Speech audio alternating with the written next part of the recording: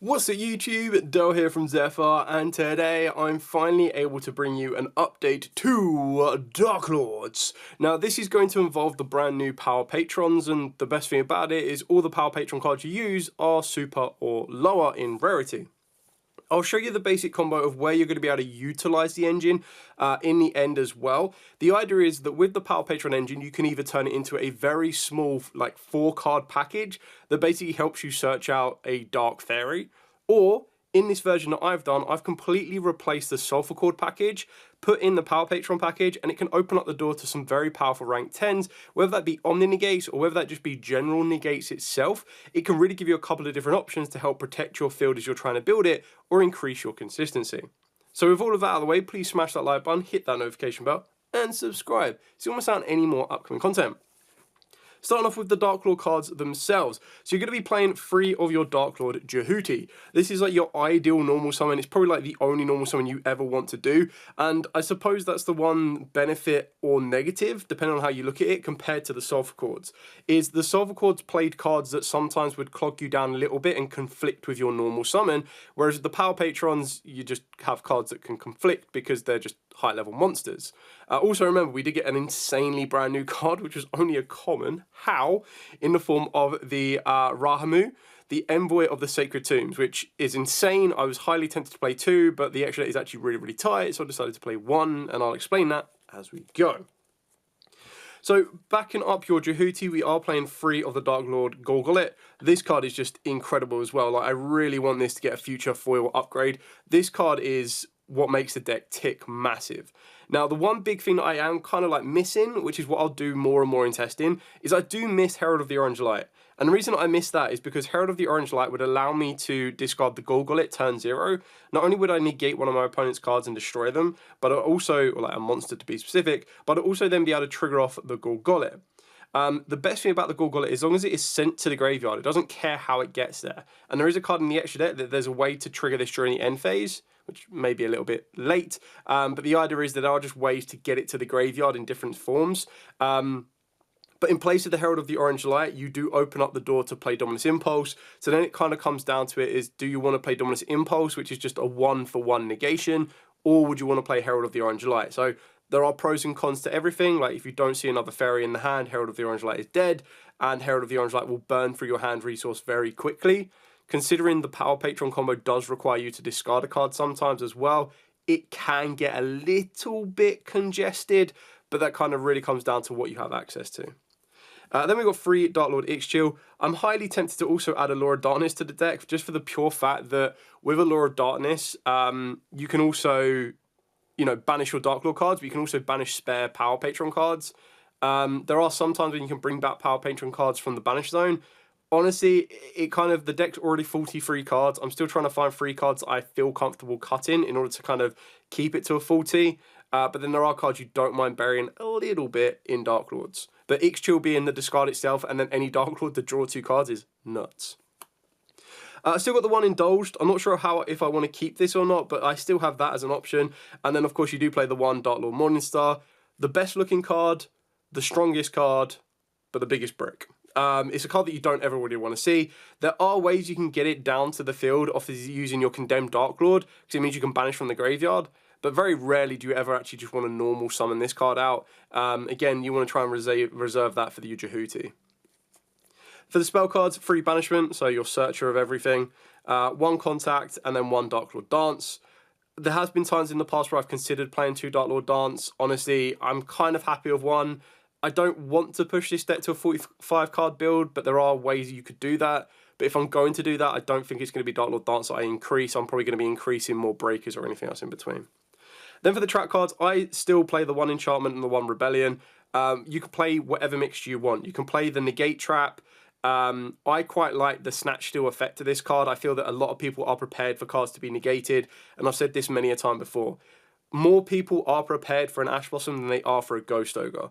And I feel that doing stuff like that can really cause them a lot of issues. And the fact that this doesn't target, like if you take this into a Cool Tune match, for example, and you would go activate Darklord Enchantment to take their normal summon, they are then stuck in a very big predicament because they go, right, okay, activate Cool Tune Synchro to try and Synchro. You go, fine, I still take the card that you Synchro summon, or they go fine, and you take their normal summon, and then they don't have that monster on the field. So they do rely on Rotary, which can make it very, very awkward, because if you do it on Resolution as well, so like, what I'm trying to say is if they normal summon Rico, they should, and Mix, you should be searching out Rotary no matter what you normal summon, but you never know. Check what they search first, and if they don't search a Rotary, you're like, right, well, you've got no additional extension, because you're getting a little bit greedy. You think you can just play off from this one. You go Enchantment, take control of it, and that can make it very awkward for them. And then obviously the non-target Destruction Rebellion is pretty much the exact same. And then another card that I'm really trialing out, and I actually really like this card, especially with the new Envoy of the Tomb, is 2 Double Wild. So this lets you target a level 5 Alliance monster you control, add a level 10 monster from the deck to the hand with the same original type, then you get to discard a card. So this is another way, not only does it get access to your Darklord cards in general, but it can also get you access to like Yugioh, which is one you probably want to go to more times than not. And then you also have the ability, you don't have to discard, but if you do discard, you get to special summon it. So it's something that I'm trialing out. It's something that I played pre-Blazing Dominion. It's not something that I was playing in the main deck as of yet because of the other cards, like playing the Solver Chords. Like I didn't play it as heavily, but I feel this could be a very big component piece. Yes, the only issue is that the cards you can target are only going to be your Jehuti or your Indulged Darklord, because they're the only ones that are level 5 or lowers. But it's just one of the ones that if your opponent like interacts with your Jehuti, you go, okay, cool, well, I'll just use Double Wild, get Yugioh, and then you could choose to special the Yugioh or you discard the Yugioh. So there's just more ways to give you a bit more utility. Moving on to the Power Patrons, I'm on 3 of the Jupero, the Rito, the Shade Machine Power Patron. Jesus, what a name. During your main phase, you can destroy this card and 1 Power Patron or Doomsday monster in your hand or face-up field. Then you get to destroy a card on the field. You can only use the effect once per turn. This card is always treated as a Doomsday card. You can banish the top 3 cards of your deck face down, destroy this card, and if you do, special summon a Jupiter Power Patron of Destruction from your extra deck, and it is treated as an XZ summon. Then you get to attach 1 card from your hand to it. If this card is added to your extra deck face up, you get to add a Power Patron or a Doomsday spell or trap from the deck to the hand. So the idea is this can work you into the prohibited Power Patron portal, Terminus, which I'll talk about in a second, because the other Power Patron monster we play is the Vidalum. So this one is the ideal one you put in your scale. This is your Dark Fairy, but your card you want to search for, so if you're going to play a very small package, you just play 3 of the prohibited, and I'll get that in a second.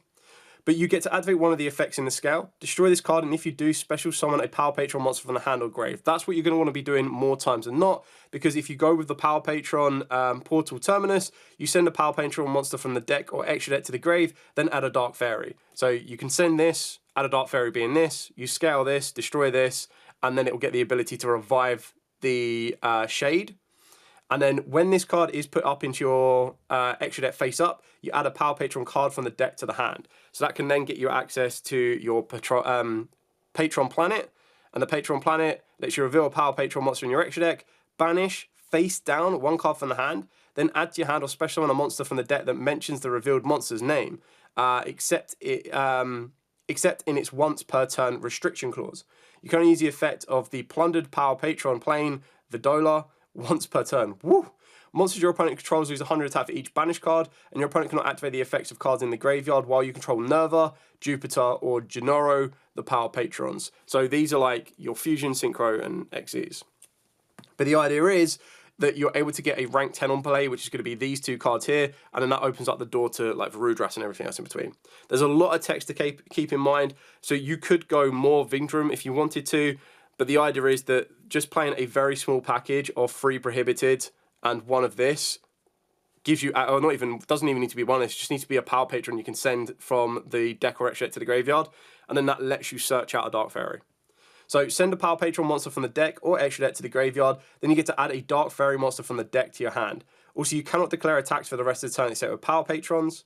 At the start of the damage step, if your Power Patron monster battles, you get to banish this card from the grave, banish face down that opponent's monster. You can only use each effect once per turn, but the idea is search out a Dark Fairy. Your Darklords are all Dark Fairies, so you can use it to search out your cards, or you can use it to go into a rank 10 play, going off the back of this. And again, I'll show you that in the combo at the end, so it makes a bit more clearer sense. Just have a bit of an idea of where we're trying to go here.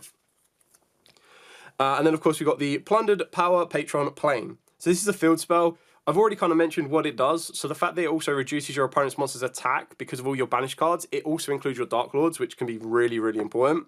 But you reveal a Power Patron monster in your extra deck, and then banish just a card from your hand face down. And then you add to your hand or special summon a monster from the deck that mentions the revealed monster. So you basically reveal Jupiter, the Power Patron of Destruction. And the card that mentions Jupiter, the Power Patron of Destruction, is your Jabrido, the Shade Machine Power Patron, because obviously it says it right down here, special summon a Jupiter, the Power Patron of Destruction. So that's how you get your rank 10 into play. That's how you're going to be able to get Varudras if you want that Omni Negate. Yeah, the combo at the end will make sense. Then for the non-engine, we've got 3 Fua Loss, 3 Ash Blossom, 2 Ghost Spell. So again, if you wanted to cut down spaces a little bit, you could side out the Ghost Spell. It's always a bit weird playing Fuas in a above 40 card deck, which is why it's something that I want to try and change. Like, you're either going to not play the Fuas and just play a 40 card and play more of the cards I'm about to show you, or you're going to play the Fuas and cut some cards down. So 3 Dominus Impulse, this is in place of the Herald of the Orange Light. 2 Dominus Spark, this is something that I want to trial out. Now, I tried it out in RDA, Red Dragon Archfiend. I wasn't the biggest fan of it, because letting my opponent special summon a monster from the hand can be quite damaging if you're in the wrong matchup. And what I mean by that is the wrong matchup is going to be Cool Tunes. So unless you see Dominus Impulse first, unless you get the option to discard a trap card first, it can be very, very sticky, which is why it's not a 3 of, it's a 2 of right now. And then the final 2 cards is 1 Droplet and 1 Crown, because these are both searchable through Golgolet. But if anything, I might consider taking out the Sparks and double up Droplet and double up Crown, or go with 3 Droplet and 1 Crown. Like, I still haven't figured these out yet as how I want to play them, because this is either going to be Herald of the Orange Light, and then the Droplets and Crowns, or it's going to be, like, you kind of want infinite impermanence to make this more consistent so you don't give your opponent that resource. It's still in that kind of phase. So, yeah. So that's it for the entire main deck. Now to show you the extra deck. Now, the extra deck, I'm actually going to show you, like, a lot of variations, because you could choose to double some of these cards up. I'm going to show you a lot of rank 10s, and the reason for showing you a lot of rank 10s is not to say you're going to play all of them, but I'm going to talk you through how some rank 10s that you can make off of your 2 Power Patron Doom Zs can really disrupt your opponent. So we'll start off with the Jupiter, the Power Patron of Destruction. This one you have to play to reveal it, but it's also a card that you can utilize if you wanted to summon it out with the secondary effect of your Shade Machine. Because this one has the option to banish top 3 cards of your deck face down, destroy this card, and if you do, special summon Jupiter. And then it's treated as an XE summon, and you get to attach a card from your hand to it. So this will give Jupiter 1 material. And the reason for that one is that Jupiter has the ability that if it's XE summoned, you get to equip any number of equipped spells from the graveyard to this card. It gains 3,000 attack while it has an XE's monster as material. And once per turn, you get to detach material from this card, special summon a Doomsday monster from the grave, and then destroy 1 card on the field. You can destroy 1 card on the field. So the idea is that if you have sent one of these to the graveyard, and this is already in the graveyard, you could use that effect to bring it back. There's not a mass reason for it, but destroying that card on the field can be a nice disruption. Like I said, you're mainly using this as a reveal fodder than you're actually doing for a summon fodder, but it's just there as an option. Then for the other rank 10s, I've got the 1 Super Dreadnought Rail Cannon Gustav Max. So you summon this, burn your opponent for 2k, because we are like the way. And then you can rank it on top into the Super Dreadnought Rail Cannon Gustav Rocket. Now the idea behind this one is that once per turn, you can also XE summon this using the Super Dreadnought Rail Cannon Gustav Rocket by discarding 1 card and using your Super Dreadnought Rail Cannon Gustav Max. You control. You transfer its materials to this card, and then when your opponent activates a monster effect, while this card has material, quick effect, you get to negate that effect, and if you do, destroy that card. Then inflict 1,000 damage to your opponent. You can only use each effect once per turn, and then once per turn during your end phase, detach material from this card or destroy that card. Now, depending on how you want to do it, if you wanted to burn your opponent down a little bit and like really put, so for example, like Malice, I suppose is kind of a bad example, but the idea is if you're facing Malice, rather than going into Varudras, go into this. Because you'd go into Gustav Max, detach 1. So this would have, just trying to see if I've got a die somewhere, just to kind of help you visualize the materials. So you go into Gustav Max, right? Gustav Max is going to have 2 materials. You take away 1 material to burn your opponent for 2k. Then you would rank this up into this one. This would get the Gustav Max and the remaining 1 material, so it would have 2 materials on it. And then when your opponent activates a monster effect, while this card has material, negate the effect, and if you do, destroy that card and inflict 1,000 damage to your opponent. You don't have to detach.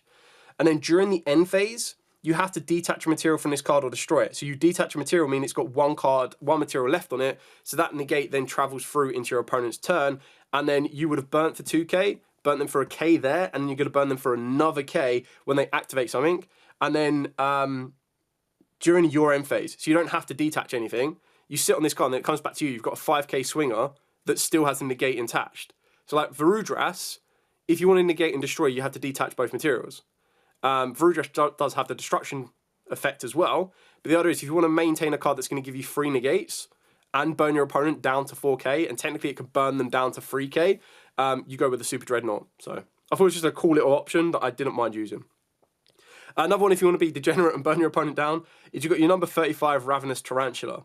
Now, the reason this card's so good is all monsters you control gain attack and defense equal to the difference between your life points and your opponent's. So when you're using Darklords, you're burning life points quite quickly, quite easily, because all your Darklords pay a K to replicate a spell trap in the graveyard. Yes, there are ways you gain life points back, but when you're doing such a discrepancy in your life points and your opponents, you can make all your monsters like an absolute fat stack. And then, while this card has Xyz materials, each time your opponent special summons a monster, you inflict 600 damage to your opponent. And then once per turn, detach a material from this card, destroy all face-up monsters your opponent controls with attack less than or equal to this card's. So you could be like an absolute destructor. And then, again, remember, against like Cool Tunes, for example, if I go first, I can really put the screws on my opponent playing this. And you also have the ability to make a rank 10 with your Darklord cards. Now, remember, if you start off by Jehuti going into Google it and you lock yourself into fairies, that's the wrong way to go about it. You want to do all of your Power Patron plays first, which is why you'd go into your rank 10s of choice, whether it be Gustav Max into the cannon, whether it be just Varudras to keep life simple. You do all of that first, which is why the Power Patrons work, because apart from going X-Shield draw into them, you do all of that first. Yeah, and then Varudras is like your technical Omni-Negate. I wouldn't play all of these. There are just a lot of options. Another card that I would highly consider, if you are facing or if you are terrified against Enneacraft, one card that I'd consider is Tistina, the divinity that defiles darkness. Jeez, what is with these names on the rank 10s? So this is a generic 2 level 10 monsters, and if it's special zoned, you send all face down cards your opponent controls to the graveyard. So it completely clears all of their monsters off, which I think is insane. I think the rest of the effects are a little bit irrelevant. If this card you control is destroyed by an opponent's card while it is in the graveyard, especially when a Tistina monster from the graveyard. But the other is, it was like an ultra rare. You probably pick up for £1. I swear I had one in bulk somewhere, but I haven't been able to find it. But the other is, it's just a rank 10. If you're going to locals every week and that one player is always playing Enneacraft and you're always facing them, or you have a high chance of facing them, or they're always beating you, play that rank 10, you'll make that and they'll be like, what? And you're like, clear. So the final rank 10 option is the Mercurium, the Living Quicksilver. So if it is Xyz, you get to attach a monster from the deck to this card as material. Only use each effect once per turn. While this card has material, your opponent cannot activate the effects of monsters in their graveyard with the same attribute as a monster in your graveyard. So if you've got darks in your graveyard, they can't activate them. If you have fires in your graveyard, Ash Blossom, Fuas, Winds, like it really starts to close them down. And remember, Fu in your graveyard, they can't activate Mix. I can't remember what Rotary is. Is Rotary a light? But Fire is Rico. Let me just double check what Rotary is. Rotary is a light, so if you can get a light in your graveyard, happy days. Very specific. And then during the end phase, you detach a material from this card or take 3,000 damage. So you detach a material, that material can be Google it, and then Google it can trigger the effect. So moving on to the Darklords, 2 Evening Star and 1 First Darklord. I think absolutely fine, to be honest. 1 Condemned, you can play 2 if you want to, just open up some space. SP Little Knight. Proxy F, I like this if my opponent ghost spells my Darklord Dance. It's just one of the ones that not many people expect, and I can still make this without completely locking myself down. And then we've got Protector of the Agent's Moon and Herald of the Mirage Light.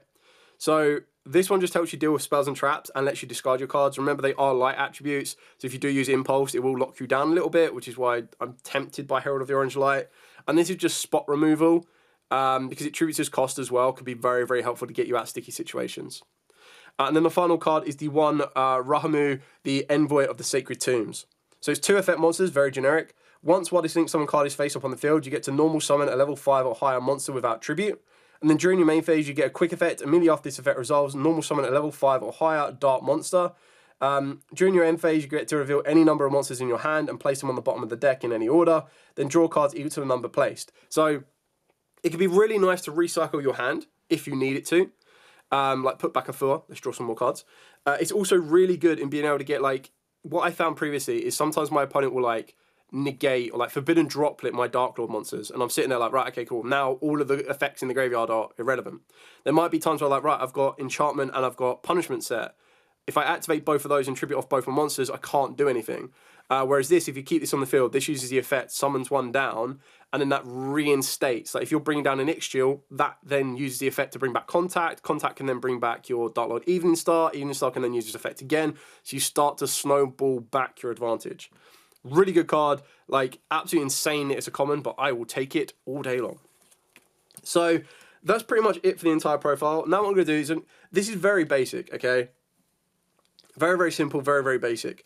The idea is that as long as you've got your Power Patron portal and then just any random discard in your hand, you can work your way into a rank 10. Now, of course, as I zoom out a little bit, of course it searches you any Dark Fairy. So if you don't want to go for a rank 10 protection, you just search out Jehuti. Or if you don't have access to Jehuti, you can search out Jehuti. But the idea is you activate this, you send a Power Patron monster from the deck or extra deck to the graveyard. So you're going to send your Shade Machine. So this goes straight to the graveyard. You add a Dark Fairy. So as already mentioned, add Jehuti, normal summon Jehuti, off you go. The idea is in this one though, just so I can show you how the rank 10 play works, you're going to grab yourself your Vindalum. You then scale up your Vindalum. In doing so, use the effect to destroy this card, and if you do, special summon a Power Patron from the hand or grave. So destroy this card, special summon down this. Then because this card entered the extra deck face up, you get to add a Power Patron card from the deck to the hand. You can only use the effect once per turn, so you get to grab yourself the field spell. So you grab yourself your Plunder Power Patron Plane. Jesus, why is it all the P's? P. Activate the field spell.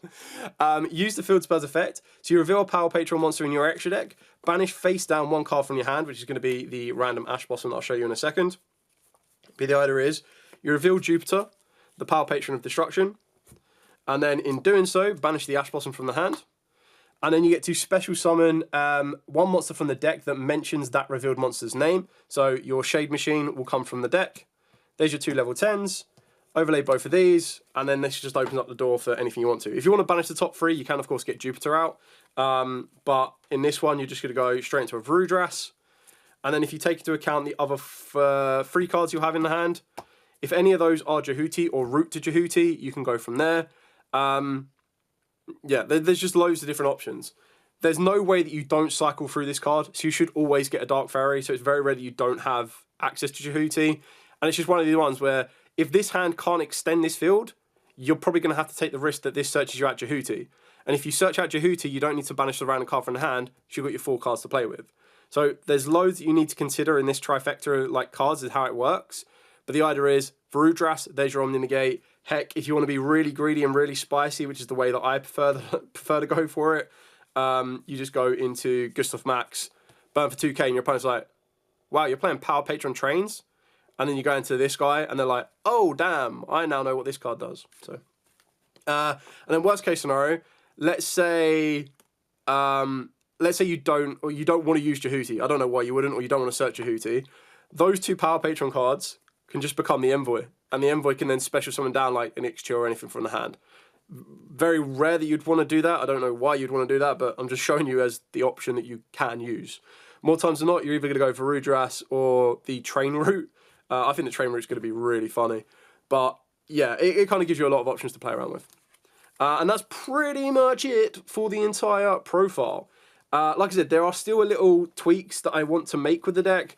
It's more so understanding how the Power Patrons integrate with Darklords. And as I've already said, if you're like, yeah, I want to cut this down to a 40 card deck, I don't want to play as many Power Patron cards as you do, then you just keep it very, very simple. You just play 3 of this. And then either 1 of this or 1 of this. Like, you just need a Power Patron card that you can send. The only issue is you have to send it from the deck or extra deck, which is fine. But if you hard open up either of these, so to hard open up this, you can destroy this card, and then Power Patron monster you control, whose original level of 12, gain 5,000 attack. So very easy, which is why you would play this as your one-off instead of this, because this needs you to destroy another Doom Z card or a Power Patron. So this engine, this way, is the minimum you can play, because this gives you the option of, if I already see this card, I get to destroy it, put it into the face up. So if I see this card in my hand, if I see these two in the hand, basically is what I'm saying, you then scale this, destroy this, put it face up in the extra deck, activate this, send this. That's it, your combo's fixed. Otherwise, you just see this card, use the effect, send this from deck to grave, and off you go. So, yeah, that's the base minimum you'd play. That would then open up, which is quite nice, because you then open up 4 slots. So, if you want to open up those 4 slots, that either brings the deck down to 39 cards, and then you can play another Dominus Spark. It just doesn't give you that rank 10 Omni Negate option as well. And like I said, you can also afford to play 2 of these rather than 3, but it is on the odd chance if you do see one, you can scale one, destroy the other, and build on from there. So it's contingencies for contingencies, basically. Anyway, thank you so much for watching. Don't forget to like, comment, subscribe, share. Any questions, as always, put them in the comments down below. I am more than happy to answer them. I really like Darklords. This is the next one that I want to trial out. Unfortunately, I don't have locals for the next couple of weeks because I will be going to a couple of events. So I won't be able to make my locals. But this will be the deck, one of the next decks that I want to test out and kind of give it a run at locals and see how we do. Anyway, thank you so much for watching. Like, comment, subscribe, share. Till next time, as absolutely always, stay safe and, of course, happy dueling.